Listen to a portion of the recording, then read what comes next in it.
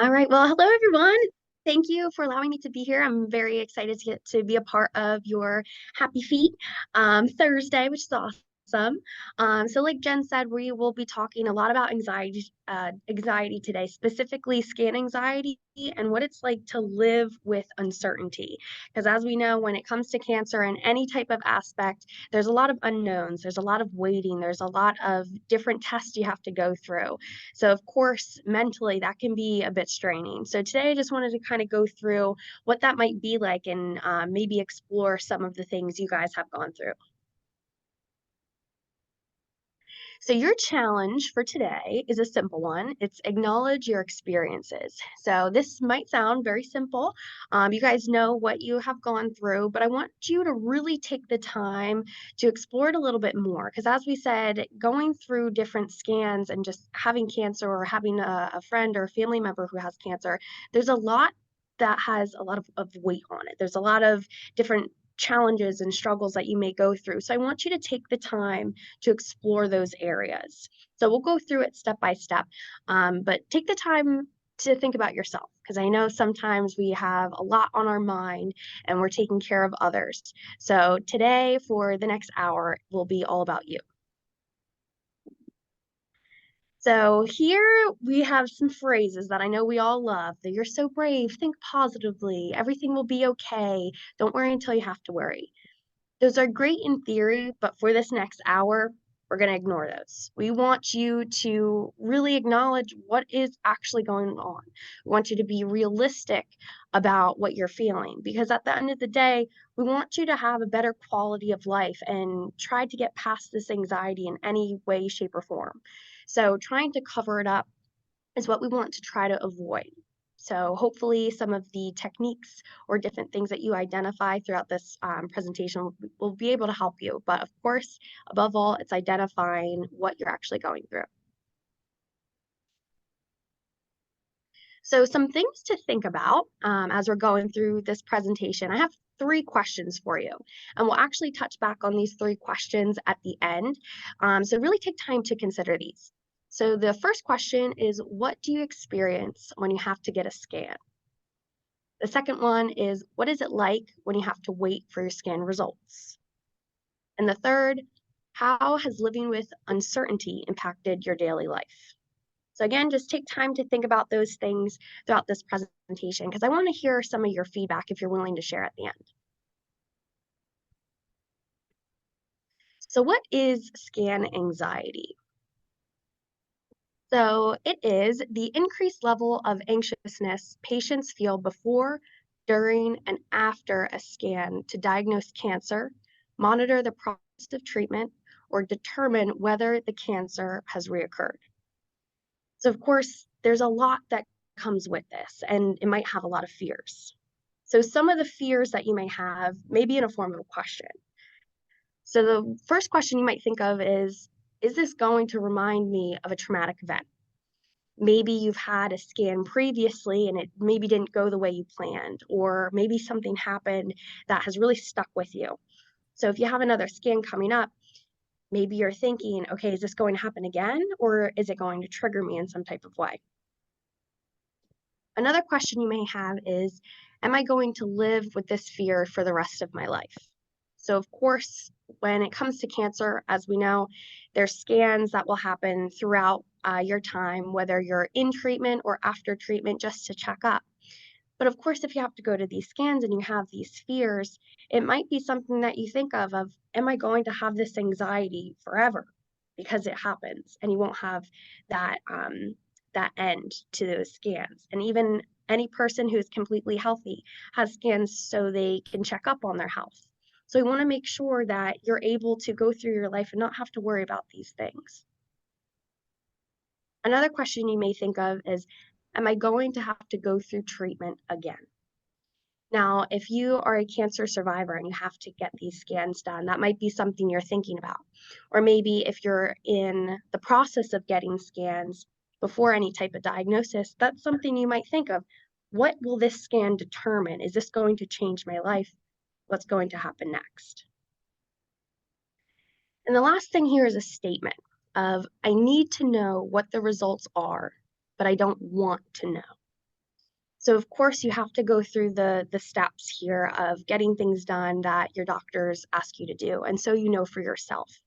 But sometimes the hardest thing is to connect with the reality of what's actually going on.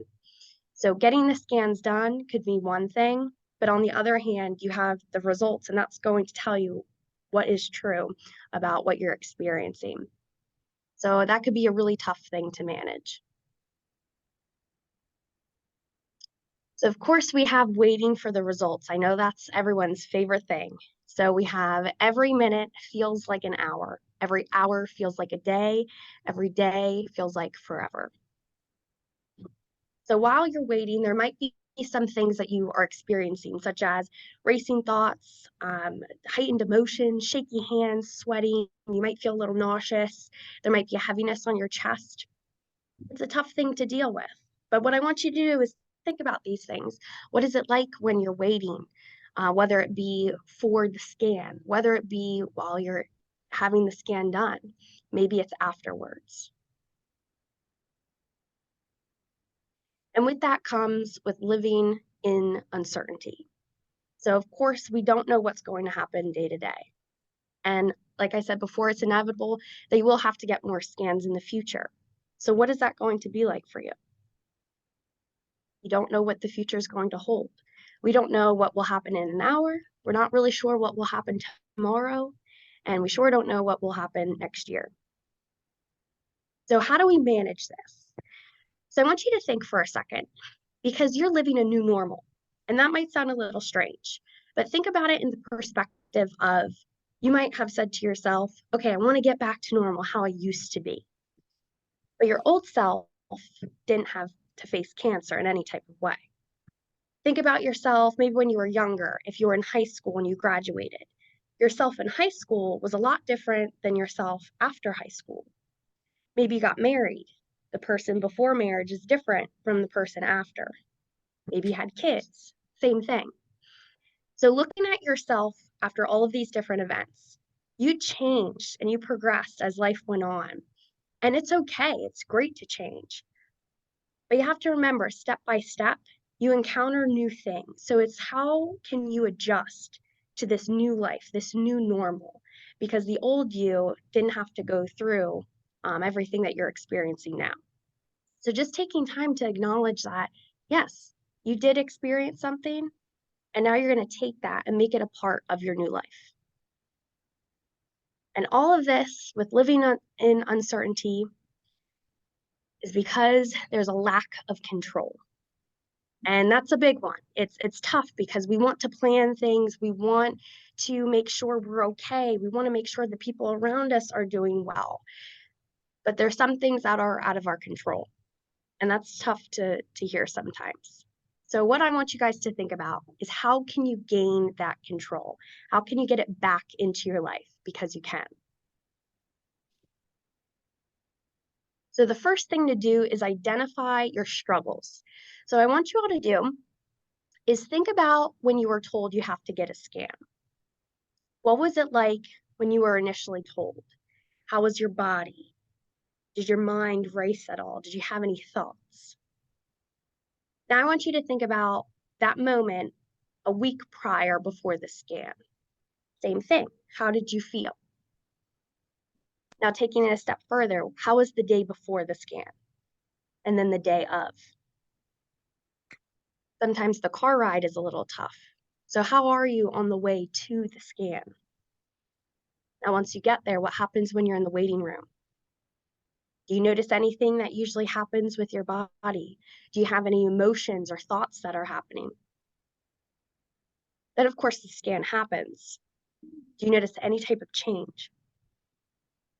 Now, some scans, you'll get the results right after. Sometimes you'll get the results a few days later. Sometimes it's a few weeks later. So regardless of that time period, you still have to wait. So what does that waiting period feel like?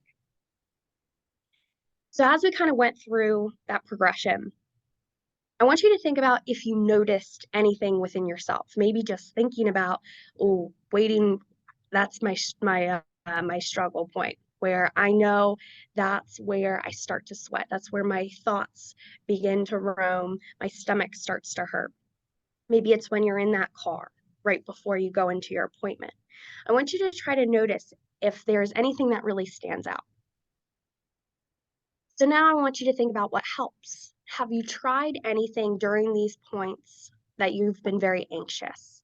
Has there anything that made you feel better? Maybe you tried something, maybe it was something someone else did that you know that it really does help in these types of situations.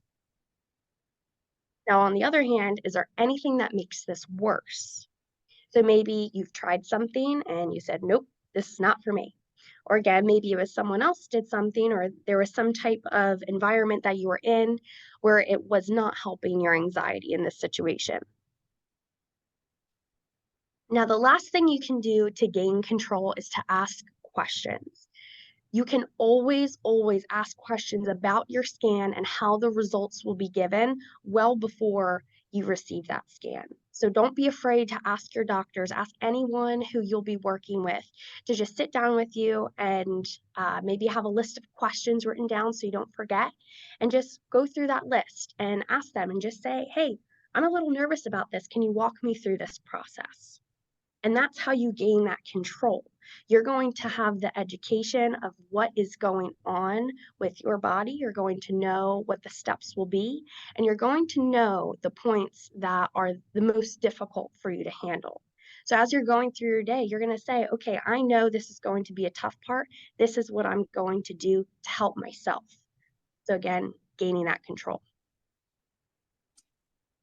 So some of the techniques for you to try, you probably have tried some of these or heard about some of them. So the first one is simple, distract yourself. And of course I say simple, but things are always easier said than done.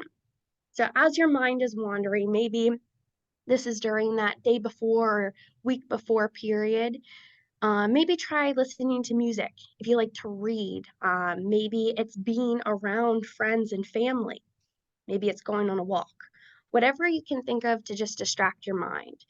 Because, of course, when we have those thoughts roaming, we want to make sure that you're in a comfortable position where maybe it's too overbearing to have these thoughts. So, thinking of ways to distract yourself. The next one would be deep breathing.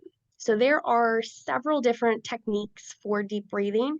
One of my favorites is square breathing. So it's in steps of 4. So if you guys want to try this out, I can couch you through it. We'll do a couple rounds. So square breathing, just think of a square, and each side has 4 counts. So what we're doing is breathing in for 4. You're going to hold your breath for 4, exhale for 4, and then hold again for 4. So if you guys want to try this, I can count it for you. So whenever you're ready, we're going to take a deep breath in and hold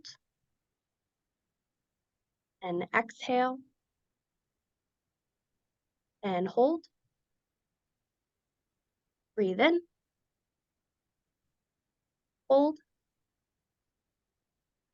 exhale, and hold. All right, so you can go back to your normal breathing if you tried that exercise.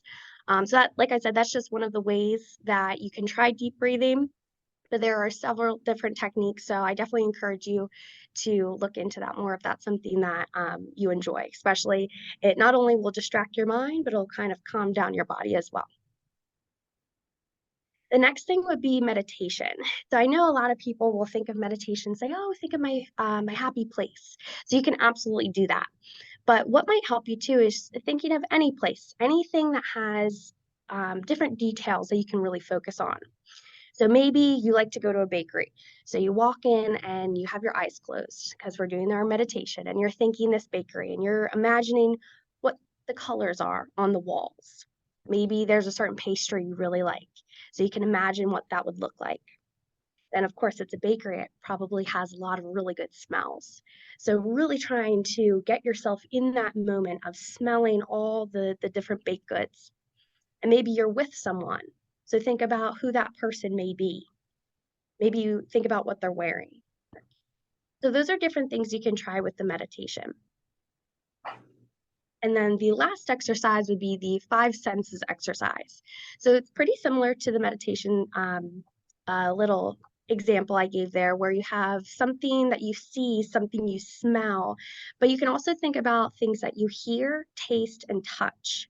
Now, with these five senses, this is to really help you be in the moment. You will focus on the things that are around you so you can be present. Because, of course, if our mind's wandering and you have some nerves, this will help place you in the moment, like I said. So, what I want you to do now is maybe think about the room that you're in. Is there anything you can hear? Is there a fan going on in the background? What can you see? You're looking at your computer screen. So, maybe focus something, maybe outside of that computer, anything around you that has a lot of details. And then, of course, we have the smell, taste, and touch. So you can do the same things with those and just see how centered you become. And you're noticing the things that are around you. So now we're back to these questions. So the same three questions as before of what do you experience when you have to get a scan? What is it like when you have to wait for your scan results? And the last one of how has living in uncertainty impacted your daily life? So if you guys were able to think of these things, I want to open it up to the group in a couple moments here to hear maybe how you've experienced these things and maybe if you've tried any techniques on your own to help manage this anxiety. And we can just kind of bounce off of each other, hear different experiences, and maybe give some tips along the way. So this is end of the recording, Jen, if you're ready.